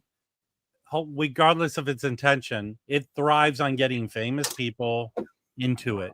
Not just famous people, They're everybody. very secretive and protective. that has to be a huge red I'm not flag. believe me, I'm not offending As it. he's defending it, I'm against it, guys. I'm not defending Scientology. Why are you so into? Are you a Scientologist? No, to each his own. It's like, if you want to be a Christian or a Jew, or do it, but don't fucking push it on the rest of us. Don't sell it door to door. Hey, you know what, Mazzy Mazel Tov. Carlin. Religion is like a pair of shoes. If it feels comfy, wear it. If there were a Jewish president, I would not want him to put Jewish culture All right, on. we're not. Listen. Okay. We're losing so many of our valuable viewers with our religious talk. So there's a series on Netflix right now I'm watching. It's really good. It's really funny. It's called Nobody Wants This. You've been I highly recommend it. Nobody wants this. Kristen Bell, I think, is her name, is in it. Yeah. You know what, Harry? That's You're when late nobody to the wants party. to watch this. Everyone was talking about it about 4 months ago. 5 months. Oh, well, I've just started watching it. Okay. Well, go back in a time machine and if talk you about haven't seen it, watch it. Especially okay, if you're then Rob, you like can't talk about every jazz record that came out 30, 40, 50, 60 years ago. Harry, because they all heard it. It puts Casablanca. It's like a romantic. It's a romantic sitcom. So it is. But it's the whole thing is that he's a rabbi and she's not Jewish, and together and the issues they have, and it's really it's well written. It's funny. And she meets him, and she doesn't realize he's a rabbi at the time. But yeah, if you got nothing to do, watch it. Rabbis are allowed to. I have seen. Oh, it. they do. They do. The season, the episode where she goes to the house with the mother. Did you to dinner? Yeah. Did you? Could you be a little more vague about Harry? I don't want to wreck it. When she's invited to his house for dinner with the Jewish mother. I've seen 7 episodes of the 10 so far, so you would have seen that episode. Yeah. Remember, and so she's kosher, and because she brings in, what does she bring in as a gift? Something that's not kosher. I forgot. Yeah, but he can bless it. Well, but you see what happened in the kitchen. That's why it's great. Yes. Okay, that makes sense now. With the mother, that was a great scene. What are you guys talking about? The show he just talked about. Pay attention, Doc. Well, no, but you're not making sense. Because I don't want to spoil it for the audience. Hey, Doc, did you just pick up the record Stop Making Sense? It's really good, the reissue they did. I got another record to show if you want. Oh, God. All right, I'll be the judge of that. Let's see. This is a really it's a really cool double record. This is a band I was not aware of. I have that record. This is a South African band. This is a Light in the Attic pressing, Mazzy. Yeah, I have it. You have it? Yeah. I don't have, mine doesn't have a sticker on the front. Yes. Well, hey, Mazzy, can you reach out to your contacts at Light in the Attic and let them know let us know how they feel about people defacing their records with stickers on the front of them? Matt doesn't like it. This band, if we can talk about them briefly, they had one record back in the day. They were around in the late 70s, and this is 79 to 81. But they were an integrated band in South Africa, and they were kind of a punk band, but also sort of reggae flavored and very political, anti-apartheid. Definitely worth looking into. And I texted our buddy Steven Buxt over in South Africa about them. He knows about them. They were popular back in the day in South Africa. So that's my plug for National Wake. Worth looking for that record. My newest record is this one. Hold on. She's young, but she's an old soul. She sings like an old soul. What a great voice, great songwriter. If you like, her influences are Ella Fitzgerald and Chet Baker, so that kind of tells you what she's like. I'll tell you, man, I like that, but I much prefer Billie Eilish. Really? I haven't listened to Billie Eilish. The first her first album, one more time, Harry. Yeah, her first album's great. I'm trying to think. You could put a sticker just up in the upper right corner, and right here is where I would put. Right there. I would put the sticker over both your mouths. That's perfect. Well, it's good that you're expanding your horizons to I bought a new record, younger Matthew. women, Harry. It's a new artist for me. Hey, hold on. Listen, Chance. Maybe it would have been a better idea to add Billie Eilish singing with John Denver on your thumbnail. I'm not saying that she doesn't do a lot of cash grabs. I'll check it out, Roger. She says, "Oh, we have to be eco," and then she does all these stupid ass. Hey, Raji, is there a new Jessica Pratt record that just came out? There was one last year. Is there a new one? All these young girl singers are the same to me. Oh God! Well, you don't listen to Well, them. you know what? Billie All the Eilish's singers brother, we like were you young know, at the time, There's a Rob. reissue coming out tomorrow that I pre-ordered months ago. That is a great record. I don't know if it's ever been on vinyl, but I'm a big Amy Mann fan, and Lost in Space is coming out. Her album Lost in Space on vinyl tomorrow. I saw her when Magnolia came out. Yeah, she's great. She used to do this Christmas series of shows at Bimbo's in San Francisco. She played at the UW in their like student hall or something. It was a good show. Oh, last year. Hey, Rob. when's the Rhino thing being announced? Is that Tomorrow morning at like 6 a.m., I guess. Okay. That's another trouble carrying. Hey, listen, Bill K. You're a cheap ass bastard, so appreciate the ad so I could get paid. I think You know there was what? a Mo5. Just sign up for the premium, and then you don't get any ads. He won't pay for that. Hey, I'm If experimenting. you're using a computer, you can use an ad blocker. Well, hold on, guys. I'm experimenting. Obviously, your feedback is immensely helpful. I will fix it for the next stream. Let me ask you this. If you have an Apple computer, okay, if you're in the Apple OS, that YouTube record that they downloaded on your iTunes for free will block all the ads here. So use it for good. Okay, listen, all of you. Although I just checked how much money this stream's made already, it's scary. So thank you for watching the ads. Okay, I have a question here for Roger. Roger, are you trying to be funny? Because I've never seen you make a serious comment. But if you are serious, I'm hoping to get my copy very soon. But the album exists anyway, Harry, whether he's being funny I or know, not. but it's for me. It's named for me. He wrote it for me.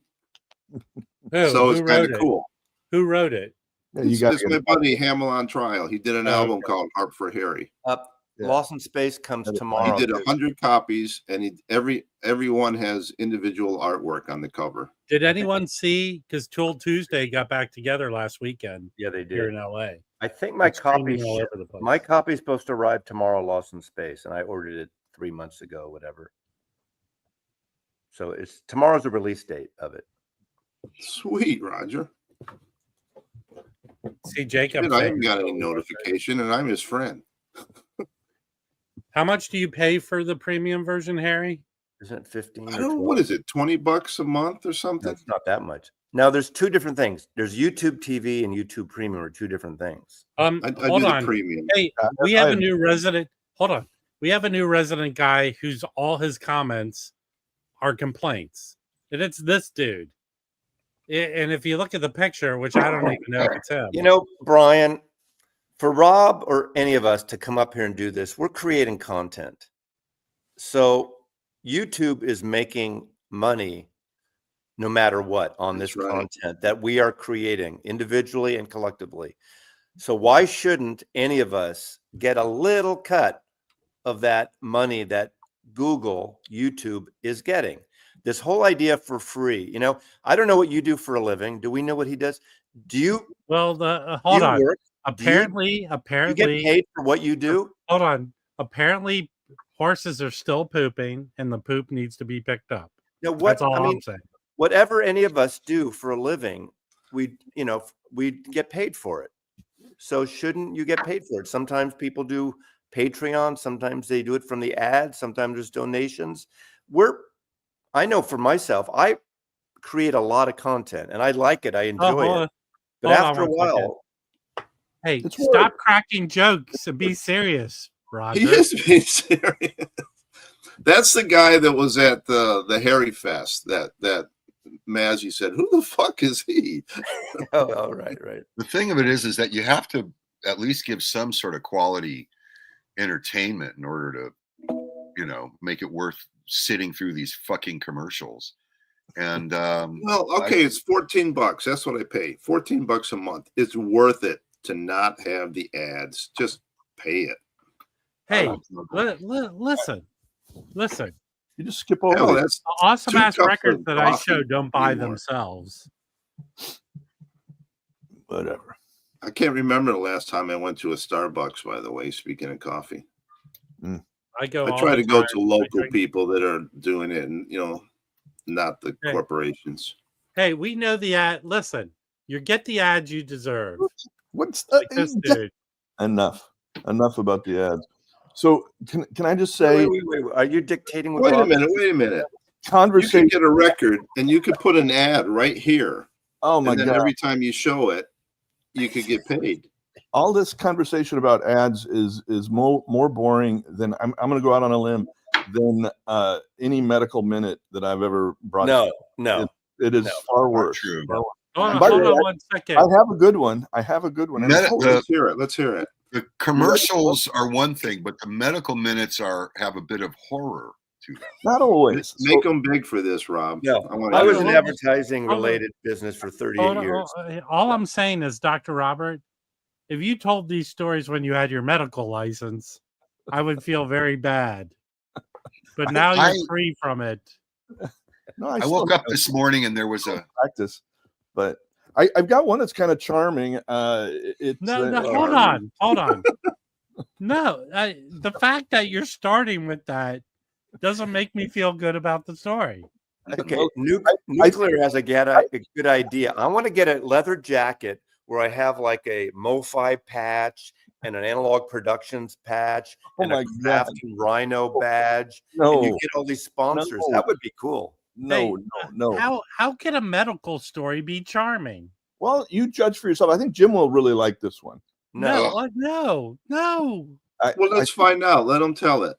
So I talked. You're going to regret it the most of us. So. No, I talked about once a while back about how some patients come in and they have things that they want to disclose. They want somebody to know. And this guy, I only saw him one time, and I was there with my resident was with me, and we were interviewing this guy. And we come in, and he's in street clothes, normal, seems normal, and he's talking about back pain.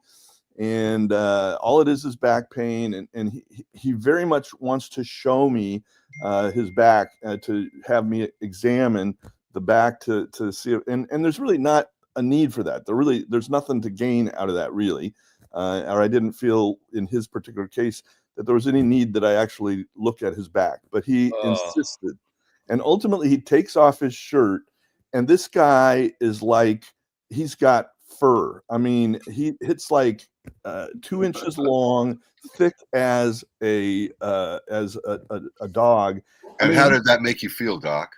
Well, it's like he could have been in a sideshow. Yeah. I'm telling you, this was the Wolfman, and he wanted me to see his back. And I look up at my resident, and we both just like roll our eyes. We're like, what in the hell?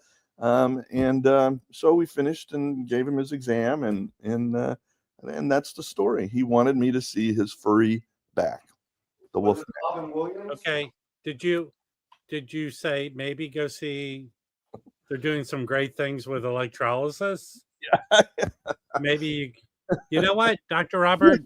You got to come. You should have come. Let me help you out. First of all, there was nothing. I love that. Nothing charming about that story. Nothing. Well, I'm sorry. It's not like. Hold on. If you want to make that story even remotely charming, you should say, and then me and my guy were braiding his hair into little. I think that would. There's nothing charming about that story. Was his name Yeti? Dr. Robert, was his name Angelo Kelly? It was Yeti. Yeah. It was Yeti. No, it could have just been his regular hair. I think Dr. Robert needs a moment to think about what he just said. Honestly, Jim, do you not like that story? Absolutely. It makes me wonder Doc, And it seriously. makes me wonder. What kind of Dunning-Kruger shit do you have going on Isn't there a there? Hippocratic Does oath? anybody remember that? You're not supposed to do. Isn't there a what that patient-client privilege thing? Well, not if you don't Oh, identify hold the on. patient. Hold on. Dr. Robert just sent me a picture of the guy, and I'll let you judge. This guy, this story was charming. Let's see. Is this the gorilla that was gonna? Yeah. Okay. Yeah. No. That is Angelo. See, you have clearly not understood what I was saying. Now, Yeah. Chance, if you could make a thumbnail with Chaka from Land of the Lost, then you'd have something.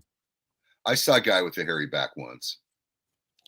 And Don't do this when you're saying I saw a guy with. his But, head- hold on.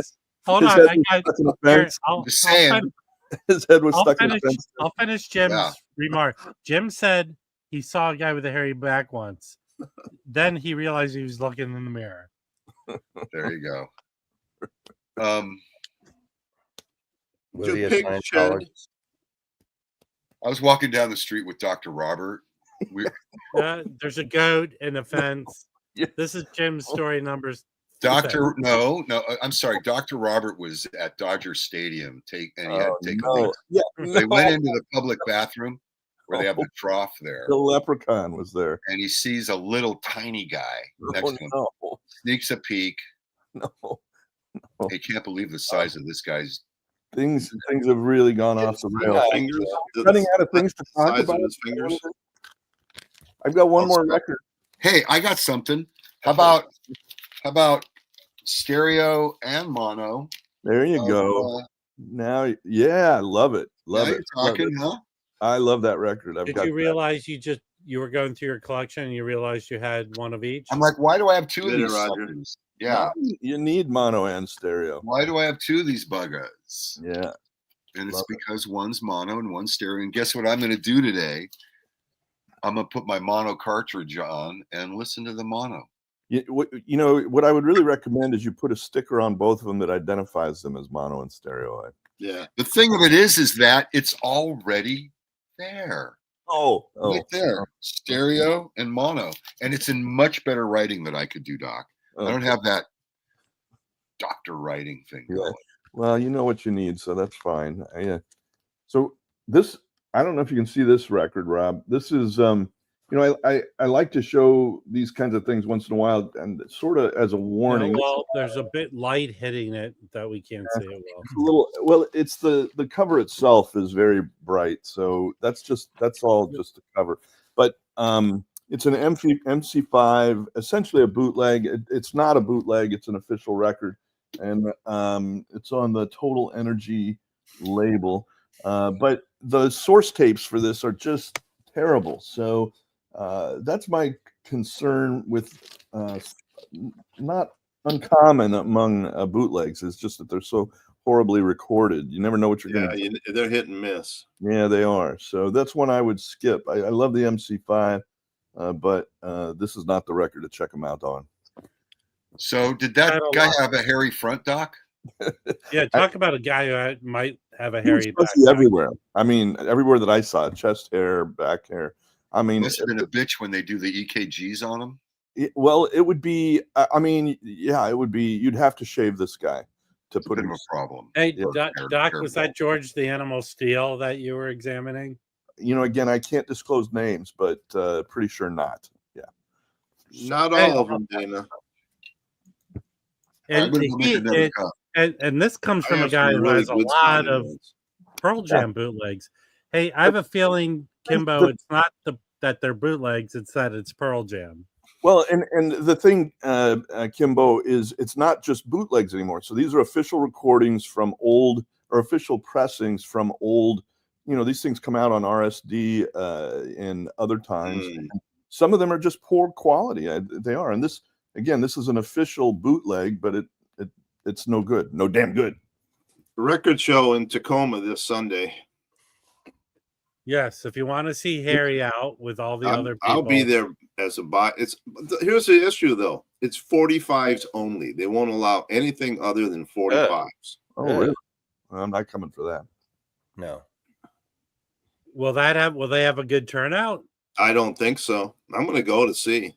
They, I'm gonna didn't go they into used, a video. didn't they never used to heard have one. that 45 show years ago? I remember that. Yeah, they did, and then they finally let I remember going LPs to it in. once, and I think there was one table with albums or something, and I thought, what the fuck is this? In fact, I think I met you there, maybe.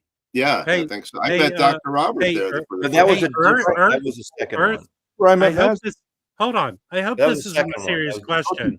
Hold on, Earth. I hope this isn't a serious question, but I'm letting you know right now. I am no expert on religion, nor am I religious.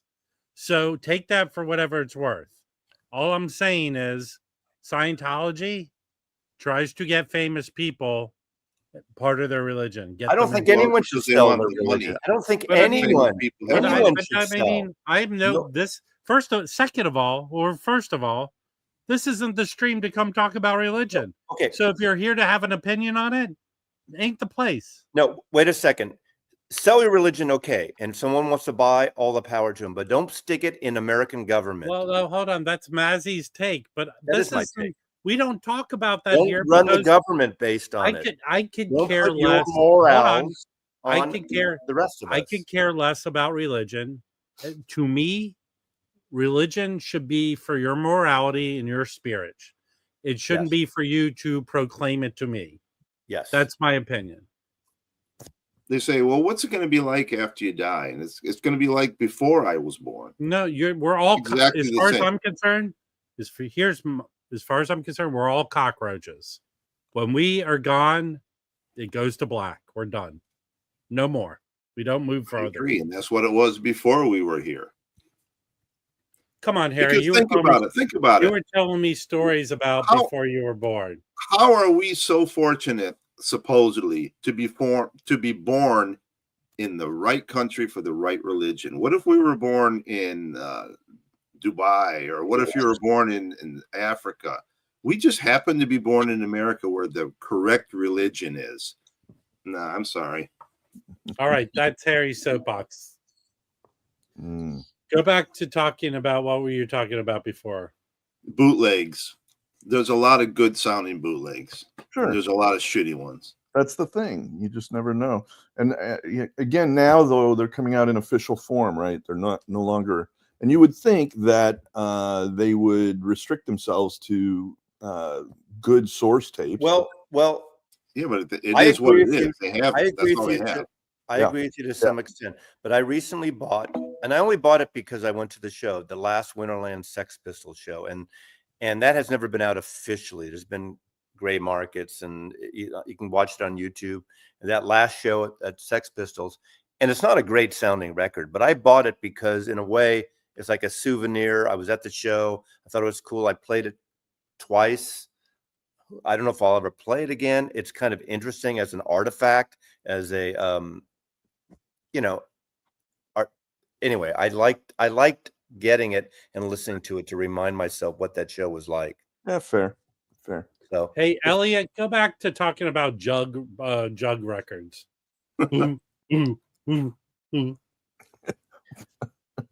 yeah, but most of Neil Young's live bootlegs are actually pretty good recordings. Yeah, but Bill. he took ownership of all them, I thought. Yeah. Well, that Dylan did too. You know, Yeah, And but now all you have the- nugs. And all the Dead. I mean, there's so many good Dead recordings too. They all. But And there's some not dead recordings. didn't Pearl Jam take ownership of that Yeah, shit too?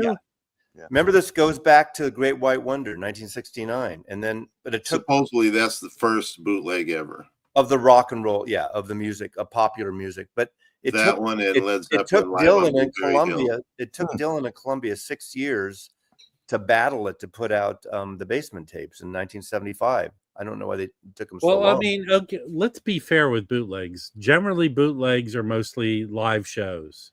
No, that's not. Well, let me Or finish. Let demos me or finish what I'm outtakes. saying. Get Back was not a live show. Oh, That's can the I second bootleg. finish my point instead No. of you interrupting it? No. Generally, bootlegs are live shows, but there are a lot of bootlegs of stolen that were professionally made recordings that were stolen and put out without the permission of the artists and stuff, right? Am I wrong Yeah. about it? Yeah. So what I was saying was a question, Mazzy, but you decided to interrupt it and make me look like I was stupid. Well, I it's don't not have to. hard to do. I don't have to contribute to that. Hey, but you're right. The Dylan Great White Wonder and related to Great White Wonder were the first ones, and then the second one I remember in 1970 was Get Back from the Nagra tapes. The the Get Back album that they eventually put out. The what's his name mix that came out. There was all the Get Back. Remember, we used to listen to all those Get Back bootlegs. You'd hear the beep because they were from the Nagra sync tapes when they made the movie. That's why you'd hear those beeps throughout.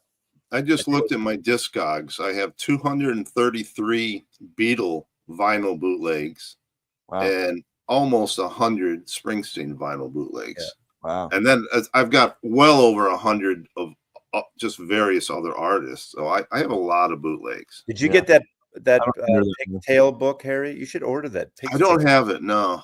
A guy here in LA, $40. a guy here in LA last year sold about 10,000 boots. A guy who used to work for Warner Brothers. He sold many bootlegs. I just don't buy them, man. I find that you don't even buy Zappa bootlegs. Not anymore. I got rid of them. They sound like shit. I'm with Jim. And now what's happening is Universal's going back in and fixing all that shit up and releasing it better. Like Frank, Dylan. Well, didn't he do something called Beat the Boots? Yeah, Frank just basically he took 20 bootlegs and didn't change them at all. Just used the same artwork and everything. Well, Neil Young did some of that. And released them as Beat the Boots. And, sounded a little better. Yeah, but, as awful as they sounded, it was pretty cool. The only time I was never going to bootleg, but I went, one of the first Harrison show I saw it in the Cow Palace, the 74 show. I brought a little tape recorder in, and for about a year in my car, I would play that cassette, and I have it somewhere. So that might have a lot of meaning to you, but I found as a Zappa fan, most of those performances that he decided not to put on record was for a reason. They weren't his top shelf shit. And he used to edit various performances together for records. Yeah. I was 16 when I bought my first bootleg. It was Live on Blueberry Hill, Led Zeppelin, from a head shop. We went home and listened to it, and my friend said, "That sounds like shit. Why did you buy that?" And it was $5, which was a lot of money then for a double album, Right. But it was so cool just to have it. Yeah. That got me started on bootlegs. I'm not philosophically against it. Even though the artist doesn't get paid or whatever, I think it's kind of like fans expressing their affection for a performer. I have no problem really with that. I just I don't know. It just doesn't, for me. It doesn't draw me in. And I have the Great White Wonder records. I bought those back in the day. But I have. I think it's good to distinguish between bootlegs and counterfeits. Counterfeits are atrocious. Well, that's a different. Yeah, that's a different thing. Yeah. That's trying to take advantage of the collector. I mean, they put out Let It Be at the same time Let It Be came out. There were counterfeits out there. Well, it was Get Back. It was before. No, but I mean, they made an exact duplicate of the Let It Be album. Yeah, that's bullshit. I don't like that. Yeah. All right, what is the Surface Spin smoking? Seriously. Yeah. Well. Now the BBC ones are great. Surface Spins. If you're gonna talk religion, go to the street corner holding a can full of pencils and repent. Hey. Repent. I pented, and then I was going to repent. If you're coming to here for religious talk, I feel sorry for you. You repent what you sow, Jim. This is that what it is? An amazing box set. I have that. Yeah. It's like, what is it, 16 CDs or something? I think it's 12. God, I don't know. Nine CDs. Yeah. They haven't even put them all out commercially. I mean, there's some that are still haven't been put out commercially. So what is that? It's this the Beatles BBC, their BBC broadcast. And are good quality. And the quality is very good. Yeah. Because they kept, I mean, I know they taped over a lot of their tapes, but I think most of these came from the original recordings that the BBC kept. Yeah. Because who was it? Somebody said there were Nuclear Magenta said that people recorded them off the air, but these are direct. Great quality. Those are good. I have that. Are those boots? Yeah. Yeah. They're bootleg CDs.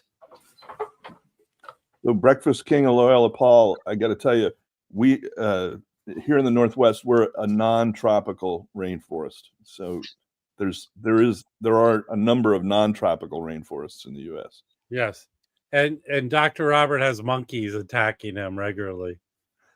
Well, furry men, but it wasn't really an attack. It was more a display. It was a display. And they call those furries, Doc. Hey, you know what? I have a suggestion for you, Dr. Robert. All these stories you have bustling inside of you, could you go try them out to Too Many Records and see what he says? Oh, stop that. You gotta welcome that guy into the community. He's Matt. Well, wait, hold on. The reason I have disdain for that dude is he has disdain for the vinyl community, and that's the truth. I'm not sure I see it, but whatever. I don't know. You don't have to see it. He stated it. I mean, an Apple project would be smart on CD because it's too much for vinyl. Doing every single CD of the Beatle bootleg. At the time that box BBC, came out, those were the only tapes they had. Yeah. They've since discovered more and more. Yeah, and Apple do that as a CD set only. Sure. You have to do that in vinyl.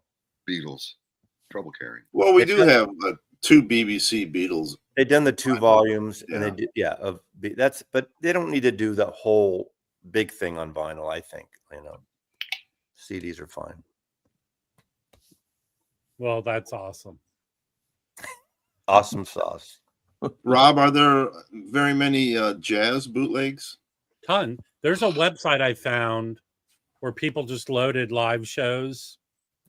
Some you can't really get, but here's a good one. So I have a 6 CD set of Don Cherry, but it's Sonny Rollins live at the Village Vanguard. So that was an album put out by RCA. From what I understand, someone got hold of the tapes of the whole week of shows and put them out. You can buy it now, the 6 CD set. Amazon was selling it. It's not official, but it is from those tapes, and it sounds great. It sounds fine. So there are lots of stuff like that.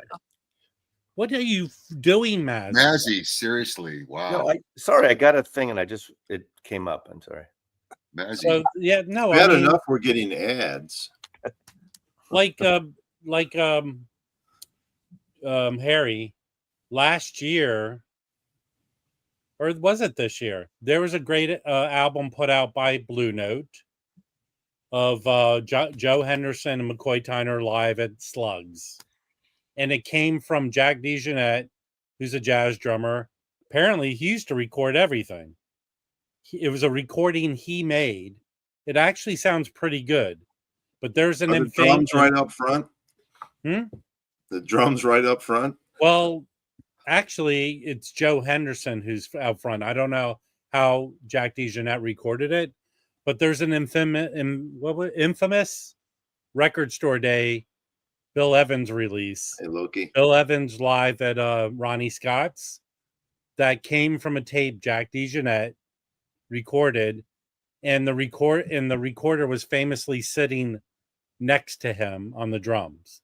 And it's not the best sounding recording, but that they're finding tapes like that's all.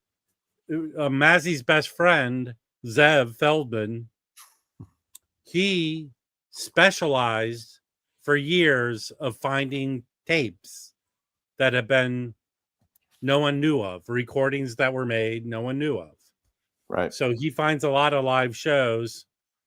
Most of the times they sound pretty good, but he finds, half the times, I mean, some of the times they were kind of like remember that Monk tape that was in Palo Alto? That was from the janitor recorded it. Janitor recorded, but it's actually it's a pretty decent tape. But some of the stuff are radio broadcasts, like the stuff at the Penthouse in Seattle was broadcast on the Sun, whatever radio station was, FM station in Seattle at the time, was broadcasting those Penthouse shows, and that's why. But some people like Jim, you can tell me this. There are tons of unsanctioned live recordings that people lifted from radio broadcasts. Yeah. That are not official. A lot of them people were put on out. vinyl in Europe because of the law In Europe, over there. in Europe, Allow it. the copyright, they released all that shit within the last. That's why 5 there's years. those, like, all those radio broadcasts. K-San did live from the record plant every week, like Van Morrison and Fleetwood Mac and Right. all these like Sunday shows when the bands would come and play live. And So all that Rob, stuff I watched copyrighted. the Burt Burns documentary on that link you shared. Yeah. Did you like That was really interesting. it is good. Wasn't that good? Yeah, it was. I love his wife. I love his wife. Yeah, yeah. And then the mafia guy, when he would No, talk, and I didn't realize that. I knew that roulette was a mob hookup, Yeah. but I didn't know that Wexler was that his name? Wexler was such an asshole. Jerry Wexler? Yeah. Wow. How about when the guy died and the mafia dude shows up? That story. I don't remember that part. I don't remember that. When his wife is telling the story about, he's like, he went for a nap. Burt Burns went down for a nap, and 3:30 in the afternoon, he's dead. And she goes into the room, and she just discovers him dead, and she hears a banging on the door. She runs to the front door, and it's the mafia guy going, "Where is he? Where is he?" She goes, "He's gone. He's dead. He's dead." Oh yeah, okay, yeah. That gave me the chills. That was interesting. What show? What are you talking about? What's the name of it?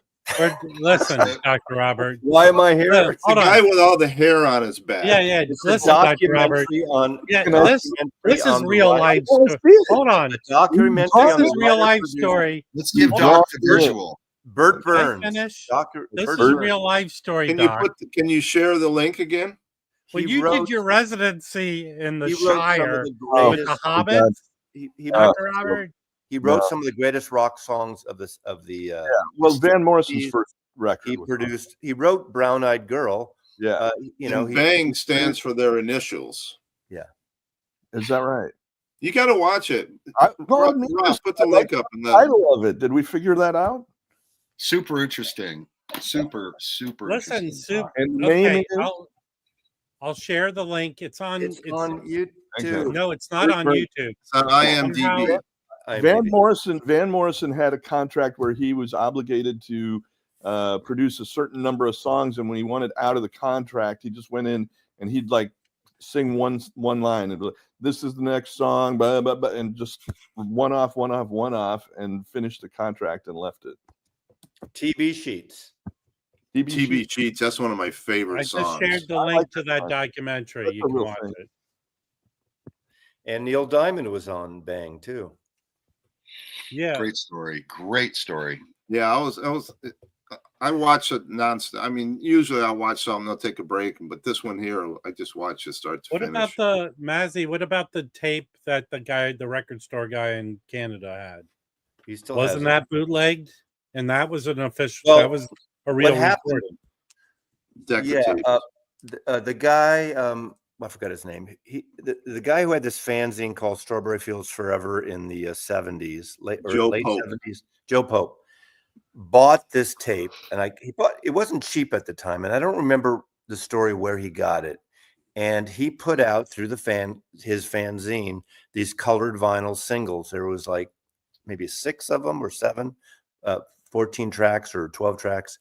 And I bought them I bought 2 copies at the time. In fact, I gave the guy up in Vancouver a set of them for his birthday because I went up there for his Wasn't birthday. it called the Silver Beatles? No, that's a different thing. That's a different. I mean, that's the deck of tapes, though. No, Yeah. no, Okay. no. Okay. Silver Beatles was before the decade. This is with In Pete Best. Japan, it was released as. Well, the maybe Silver some Beatles. bootleg put it out at that, but that's not what Yeah. these were. And this is the audition, the deck audition. Now, the tape. It sounds like the tape that Rob has up in Vancouver is 1 generation at least better than the Joe Pope tape that he made those records with. So it's still a question mark, the provenance of that tape he has up in Canada.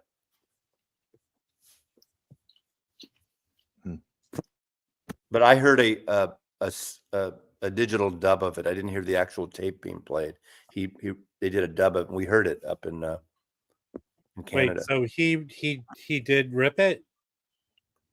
He transferred to digital, yeah, but he didn't work on anything, just straight transfer, flat transfer. And there's in a couple tracks, like there's one track in particular, is Sure to Fall. There's Fallout, so it's very similar to Joe Pope's tape. So wherever it came from, I don't think it's the master. It would be weird being the master. But the weird thing is there's leader between each track. And if you were doing a dub, you wouldn't have, I don't think, leader between each track when you copy a tape, right? Mm-hmm. You can see the leader on it. It's a 15-inch reel. Well, we just hit that mark. Yeah. Where, well, because I don't think we really officially recover from Dr. Robert's hairy backstory. I got more where that came from, by the way. Well, we don't need them. Can someone, I'm willing to do a trade like they do in sports. Dr. Robert for another person for this stream. And Dr. Robert can go somewhere else and tell his medical misfit stories. Oh my God. Don't be so mean, man. Can I talk about my shot that I got in my knee at great length? No, because you are an idiot about it for months. I said, go get a shot. It You hurt, go, man. I'm not a shot guy. It just was an unpleasant thing. I bet it was. It's just, you don't need a needle in the cartilage. Okay, next time you go get it, Jim, next time you go get click a shot. on that link I just put up there. Next time you go get a shot, ask to see the doctor's back. Let me see here. Hold on. You're going to hear a noise for a second. Sorry. No, I'm ending the stream. Hey, everyone, tonight. Why didn't you come to Lucky's first birthday party? Everyone tonight, go see Chance's stream and see if the ghost of John Denver and Otis Redding will come on. Because I'm almost never mind. Yeah, looking forward to PB Fall this weekend. Oh yeah, we'll see. We'll come back with stories on Tuesday about that. All right, bye everyone. Have a lovely day. Later.